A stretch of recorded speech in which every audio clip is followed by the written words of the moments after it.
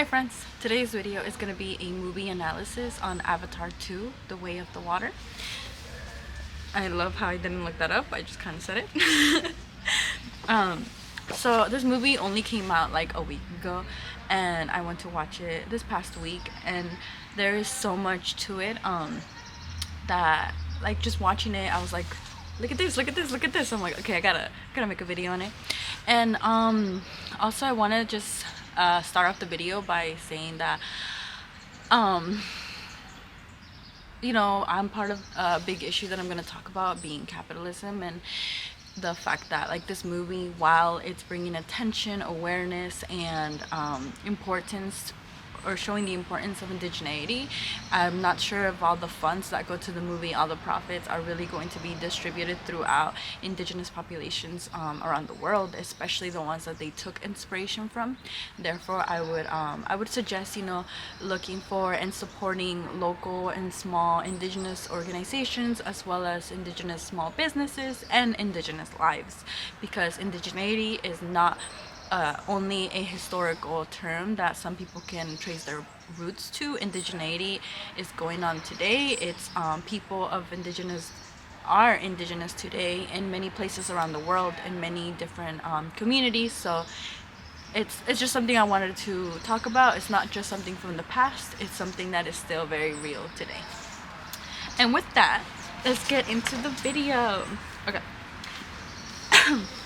So I have a lot to say in regards to the movie. But first off, I want to say that even though it's referred to as like this work of science fiction, and as I was watching it, I'm like, it's more of a documentary with some colors and science sprinkled in, but it's really more of a documentary to me. Everything that it talks about, it's a lot of the things that we are living today, and it's kind of sad. So yeah, to me, it's more of a documentary film. And we can start off with the idea of family. So this movie, as we see from the very like opening scene till the very end, we see how they carry the arc of family. And from the creator's perspective, this was very important to them. It's important to note that Sully, throughout the film, he says, sorry about that. Throughout the film, he says, happiness is simple. Happiness is simple because to him, happiness was his family, protecting his family, the love in between his family. That's what meant happiness to him. And I think that's just very important in today's world, because we are so distracted and in search of money and bad health and all these things that make it hard for the family unit to even exist today. And I'm not talking about just the nuclear family, right? But your chosen family, your soul family, your friends, like having that interconnection within each other and being able to help each other, support each other.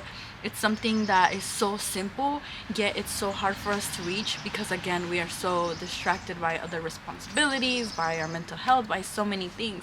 But at the end of the day, happiness is through the film is described as simplicity, by simply being there for your family and receiving that love and support from your family.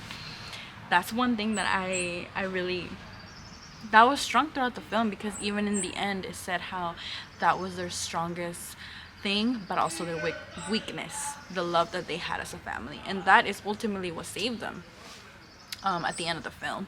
And of course there's gonna be spoilers throughout the film, throughout the video. Okay. Something else that I want to touch on, which is something I mentioned at the beginning of the video, is indigeneity. And I understand that many people are tracing the roots back to indigeneity and saying that their past, their ancestors were indigenous, and that's more than fair. I don't claim that because I don't know my roots yet. But on the one hand, while that's amazing, it shouldn't be completely. So in the movie, let me explain it with the movie. In the movie, the colonel and the other army guys, they come into Pandora as avatars, right?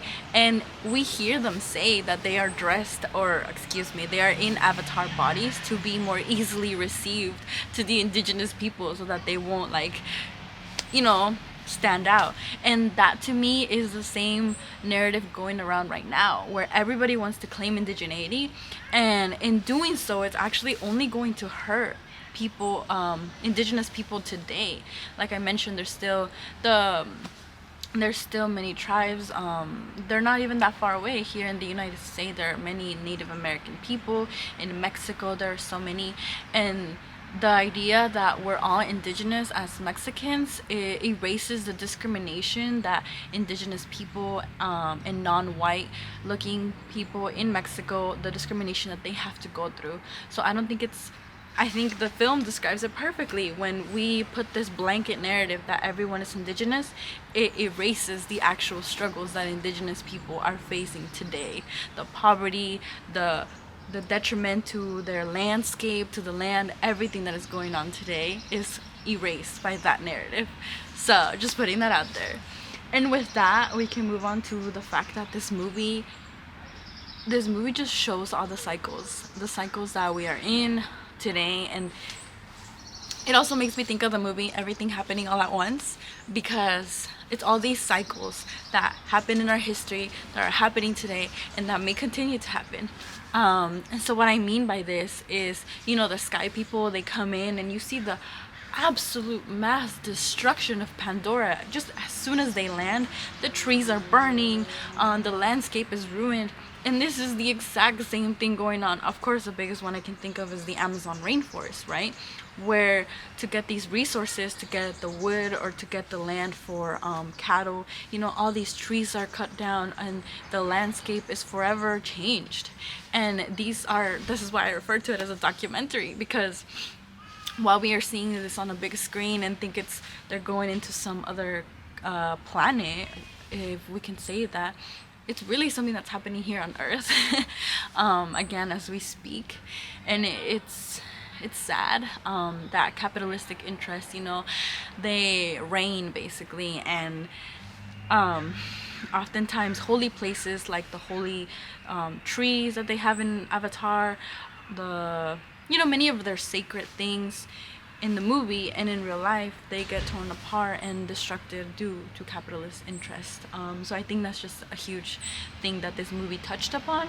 And like I mentioned, this is what happened, in 1492 and in previous years when colonizers came to America and other lands. This is what's still happening today, because corporations are still going out there mining, digging for raw materials, and it may continue to happen if we let it. So again, these are just cycles that recycle themselves.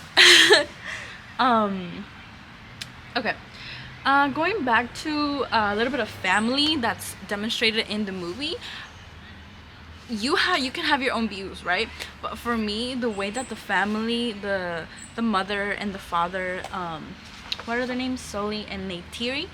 They help each other navigate, and they help each other raise their family. It's so interesting because while Sully, he is the one defending, he is the one taking care of the family, he's the one, head of household.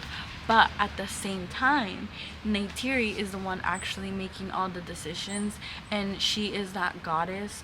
We can see that in the film, that she is the goddess that has that intuition.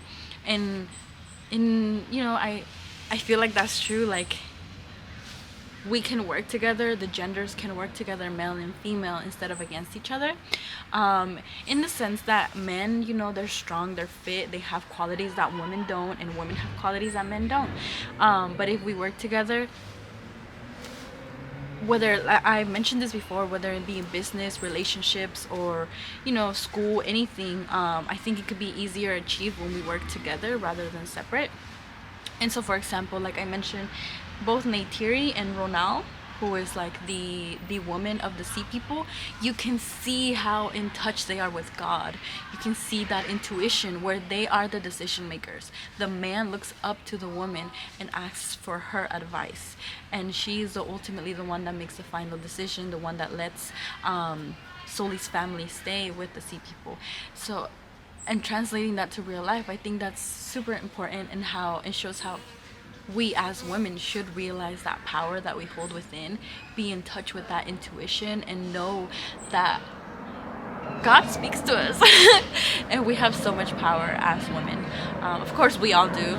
We all do. I'm just referring to women in this sense. Moving on, and with this, keeping in mind this sense of intuition and close relationship to God that I spoke about, I also wanted to touch on the fact that when Kitty, when she got sick, Sully brought in the medics, the Western medicine, to help revive her, and instead of helping her, like they couldn't do anything. Of course, they're there to diagnose her and say that she had a seizure, but they couldn't actually help her. And then we see Ronald, and she's the one, especially because she has a baby in her belly, she has even that more of a strong connection to the spiritual realm.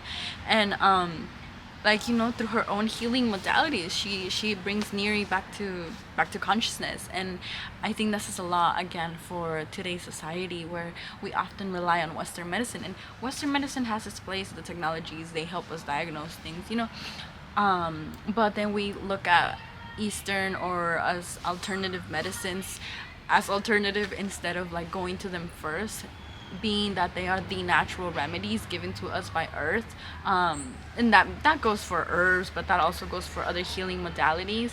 I know people, I personally don't have these healing modalities. I don't know, I haven't looked into them enough, but there's other alternative methods of healing, rather than to the Western medicine, to pills, and just all these things that, instead of helping, are almost a detriment, because they get us sick somewhere else.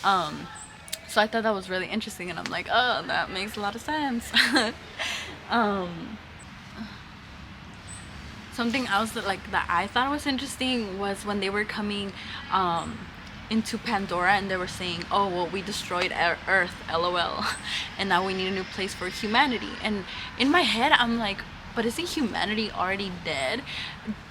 Humans were still alive, but the fact that they could come into Pandora, destroy everything, not give a rat's ass about the avatars, about the animals, just because they were foreign to them, like, it's so freaking sad. And it's like, humanity has been dead. Like, I don't know what you're talking about. Humans are still alive, and the evilness and bitterness and greediness is still alive, but humanity, being empathy and love, are kind of dead by then. So that's just like one quick thing that I noticed. And then with that, also, I wanted to make mention of the dualities between good and evil, because we see them at play from the first movie to the second movie, and they kind of left it at a cliffhanger, because the Colonel, he lives, and he sort of embodies that that negative, or that bad side of the duality. And I think that just kind of that also tells us how there will always be this duality of good and bad forces, or good and evil forces on earth. But it's up to us really to choose, become aware that they are both at play, and choose where we want to go. I mean, choose what side we want to be on at the end of the day. Either you choose to be with the light side or with the dark side, and I mean, everybody can make that choice for themselves. But it's another interesting thing from the movie, just sort of portraying that idea that both of these dualities exist on our physical realm, for as long as we are on this physical realm on earth. And with that, going back to like the point of, oh no, we can talk about this in another point. So I forgot what the whales are called in the movie, but we can refer to them as whales. So it's so horribly, horribly sad that these whales, but it goes on today. Again, it's like another cycle that they're just showing us on the big screen. These cycles where whales, or other animals, are killed for the one piece of thing, the one small piece of them that we want as humans. And in the movie, it's to stop aging. They want to kill this big, spiritual, intelligent animal that they have no sense of empathy for. They cannot even understand, which is the same as today. And they kill it for an anti-aging thing. And it's so sad that these humans in the movie, but also in real life, humans are so attached to this physical life that they don't want to age, they don't want to die, and they're always trying to find new ways to like live forever, when in reality there's so much more than this like, there is just so much more than meets the eye. There is so much more life than just this life, the terrenal life that ends when we die. And it's so sad that some of us can't see that, and instead we want to hold on and grip this life when there's eternal life after. But anyways, I digress. Those are just some of the biggest things that I wanted to discuss in relation to Avatar 2. Another just quick little side note is so sad is when the marine biologist says that this is why I drink. Like, he knows that this is bad, but also he's doing what he loves. And it's like, at the end of the day, that's many of us, knowing and being conscious of the society that we live in, of the capitalistic society that we work for, and knowing that that's so bad to Earth, to each other, but having no choice but to continue living in it because of our responsibilities, because you have to pay the bills. So that is why some people maybe drink. I don't know. But yeah, that was my analysis on Avatar 2, The Way of the Water. I hope you enjoyed, and yeah, have a beautiful day.